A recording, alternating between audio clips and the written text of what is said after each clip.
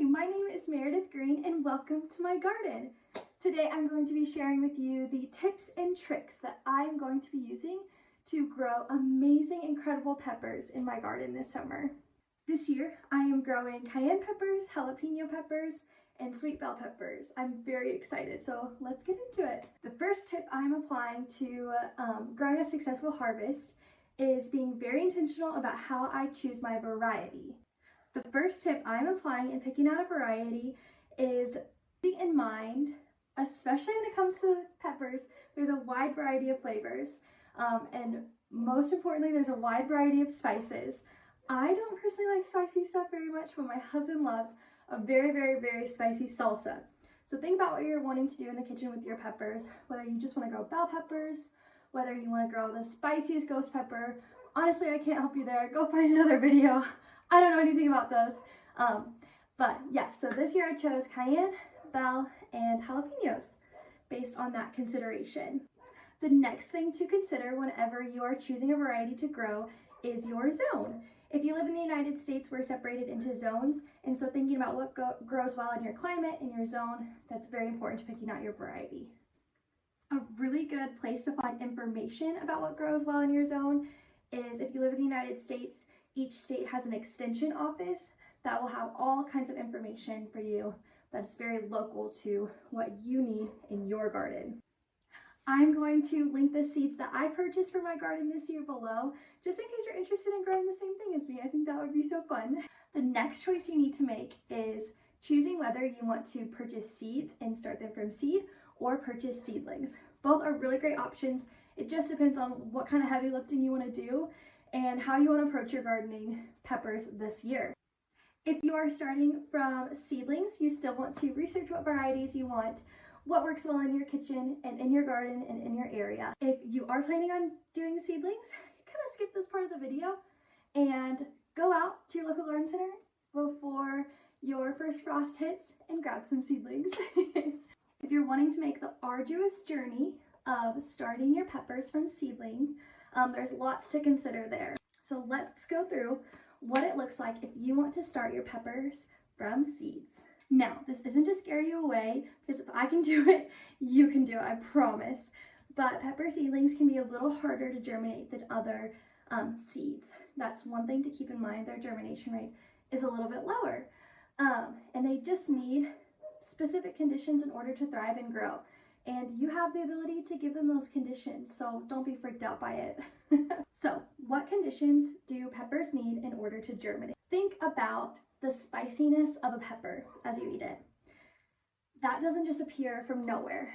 That is, you can consider that in your mind a result from the heat that they're growing in. So they're siphoning out the heat from the sun, the heat from their environment, and they're putting it into the little pepper. So that's a really good way to think about starting and germinating your pepper seedlings and keeping them healthy along the way. The hotter the pepper is, the more likely it's going to want a really warm growing environment and more humidity, and it might take longer to germinate as well. The germination timeline can look like anything from 7 to 21 days for a pepper, depending on your variety, the conditions that they're in, and yeah, just their mood, honestly. My pepper seedlings took about 10 to 20 days to germinate, so I was a little on the longer side too. So don't get freaked out if you don't see progress immediately. Gardening isn't really known for that anyways. In order to start your pepper seedlings, you'll need a few things. So let's hop into what that is. You will need a seedling tray. I have one here. This is 72 cells, and it's very good quality. I really like it. You'll need a humidity dome. Is very important for your pepper seedlings in order to help them be successful germinating. I'll explain why in a minute. And then I would highly recommend always when you're seed starting having a tray where these go in, they set flat, which I don't know if I can do right now. There you go, they set flat and they're like that. That way you're able to put water in here. You lift up, you put water in here, makes the roots stretch, grow down, create strong, good seedlings. And it's easier to keep the water that way. And your humidity dome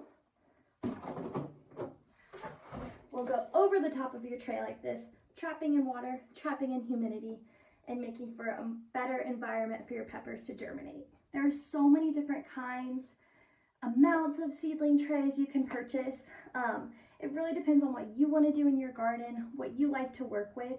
I would recommend though, however, choosing products that can last you year over year. That way it can be an investment for the future rather than just paying for something one time and only getting one use of it. There's a very big difference between kind of single use seed starting trays and cells and ones that are meant to last longer. I'll link the ones I use below because I do think that they are made to last a little bit longer. And I really enjoy using them.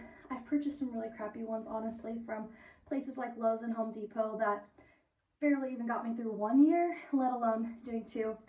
And it helps reduce waste, which is always good. So you will also need a seed starting mix of some kind. So if you haven't heard the term seed starting mix, that's kind of the soil that goes into your seed trays along with the seed in order to help them grow. There are several different approaches you can take to this. There are some mixes that are specifically for seed starting.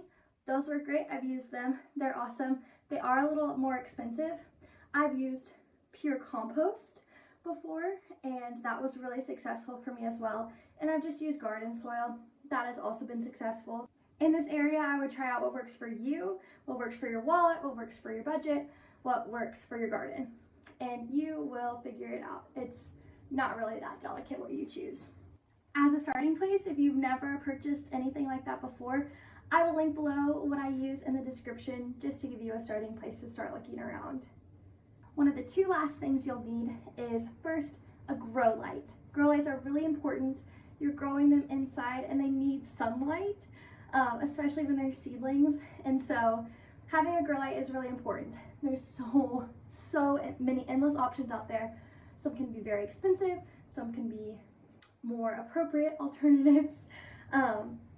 Right now I have purchased sets of seed lights. I'll kind of put a picture of what they look like here. They're specifically for seed starting, so they've got some differences about them. I'm also trying out for the first time using shop lights. I've heard really good things. They are much more economically sustainable for me to be purchasing, and they last longer.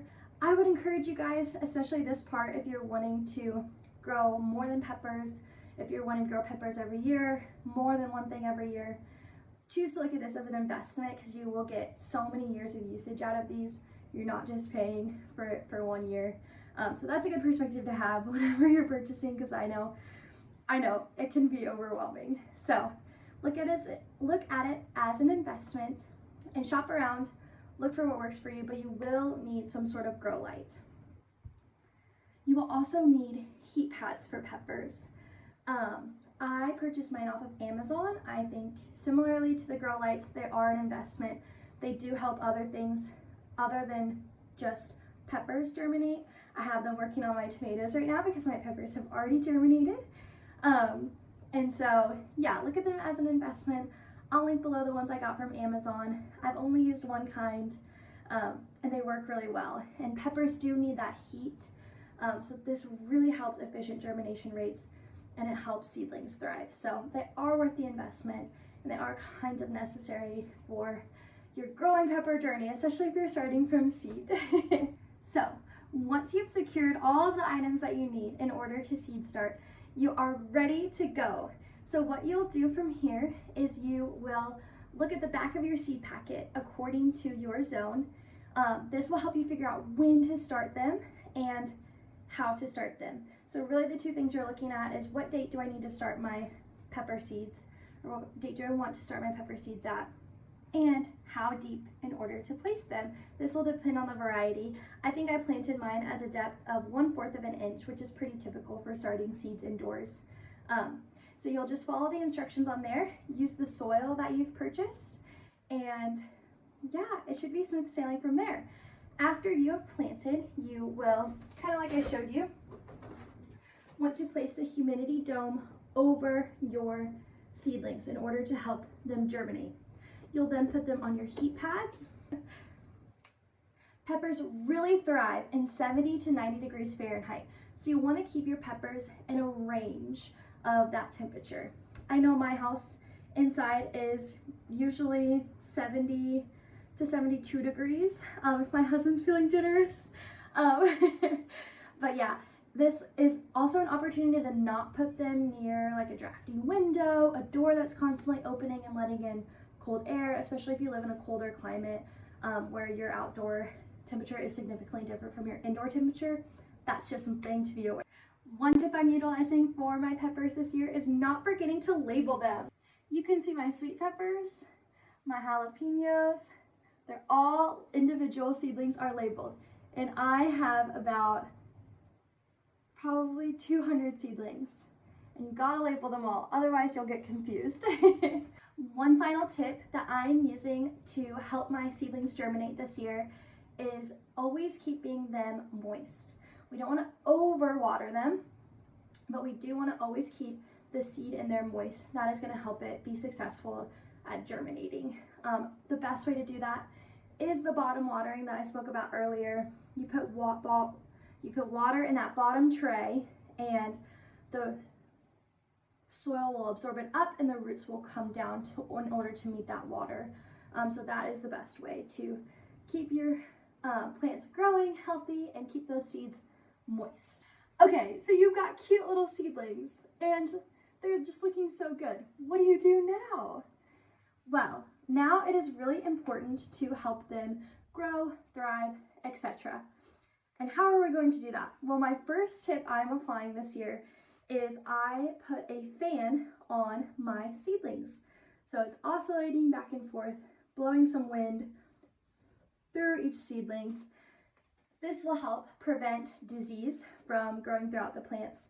It will also, as the wind blows the plants and it bounces back, that triggers a hormone release within the pepper plant to release growth juice. I don't know, not a scientist. In order for it to grow a stronger stem. So this helps our seedlings become healthy, strong, and not leggy. Avoiding the legginess is really good. Also, as you can see, my seedling is no longer in a big tray of 72 cells. It's in its own little individual container. This is called potting them up or transferring them. I actually did this last night, so that as they were getting bigger, they were just in this little tiny cell, and they only had that much soil for them to use in order to grow, and their roots only had so far to go. And we really want to avoid root-bound seedlings. So how we do that is at a time appropriate, once your plants are looking strong and healthy and good, we want to pot them up into bigger pots. This is a 4-inch pot, so very happy medium size. I purchased my pots on Amazon. I think they're amazing. They came in a pack of 200, each with a little label, because we don't want to forget what our plants are. I'll link those below just in case you're interested in grabbing those for your own pepper journey. The soil I used to transfer them was just pure compost. So you can use garden soil, you can use potting soil, you can use pure compost if you want. I've had success with all 3 of those in different ways, and so I don't think it matters too much, but choose your own adventure with that one. I just would not use seed starting mix at this point. Once they are in the little pots, you will throw them back under the seed starting lights and help them to grow. Keep the fan blowing on them, keep them well watered until they are ready to start going outdoors. So I started my peppers on February 15th, and I plan on planting them out the first or second week of May. We'll have to see how the weather is. But before I plant them out, I'm going to do something called hardening them off. So this is a tip that I have learned, and hardening off basically means right now they're inside. They're in the pristine conditions that you have given to them. You've given them everything they need so they can be the happiest plants in the world. The outdoors is way less controlled than that. They've had consistent temperatures that aren't changing very much. They've had all the warmth they need. They've had the right humidity. They've had a fan blowing on them, not a strong wind blowing them over. So they need to get used to what it's like being outside. And that process is called hardening them off. And so about 2 weeks before I plant them outside, I will take them outside, maybe starting at 2 hours, and then progressively leaving them outside longer and longer so they can acclimate themselves to the outdoor environment. In order to figure out when you're going to start hardening them off, you need to figure out when you want to plant them outside. A good rule of thumb is you want the temperatures to be consistently above 60 degrees, as well as you want it to be after your last average frost date. If you don't know what your last average frost date is, this is a great thing to Google. Google last average frost date for my zone. Figure out what your zone is, figure out your last average frost date. It'll tell you mine's April 15th here, and so I plan on planting them out maybe the first or second week of May, if the weather is working with me. This goes for any plant you're ever going to plant, but definitely peppers as well. They are no exception. They need proper soil in order to thrive and be successful and have a beautiful harvest that we all want. That's all what we're working for. So peppers really like phosphorus, they really like nitrogen, and they really like potassium. So just really finding a rich and nutrient soil. Adding compost to your soil is always a really awesome way to achieve that help with the nutrients. I am going to be growing my pepper plants in a mix of garden soil and a lot of good compost. You're also able to fertilize your peppers. You can fertilize throughout the growing season. They really like phosphorus, nitrogen, as well as potassium, and so you can do an equal split or a general fertilizer. Usually works well for them. So we've hardened off our pepper plants. We are ready to transfer them outside. We've got good soil going out there, and we are ready. How we're going to do it is we're going to dig a hole, plant it in, keeping it right at the level where the root is already at. And this is going to be a lot bigger when we do it, but this is a really great opportunity to stake them. You use a singular wooden stake, and as the plant gets taller and taller, you tie it off just to keep it structured, keep it from bending over. They're doing a lot of work in order to grow you some lovely peppers, so help them out by supporting their stem is kind of how I look at it. A tip that I've learned recently is that it is really, really good for peppers and all other plants to wait a few weeks after you have transferred them out into your garden to fertilize. This makes the roots go out and look for nutrients, growing a better root system in order to support those beautiful peppers that we want. If we fertilize immediately, the roots are going to stay shallow, then they don't have to work as hard for the nutrients, they don't have to look as hard, so they're not going to grow as good of a root system. So that's one thing I've learned that I'm applying this year. I'm really excited about it. I'm really excited to see what those changes have to offer me in terms of a harvest.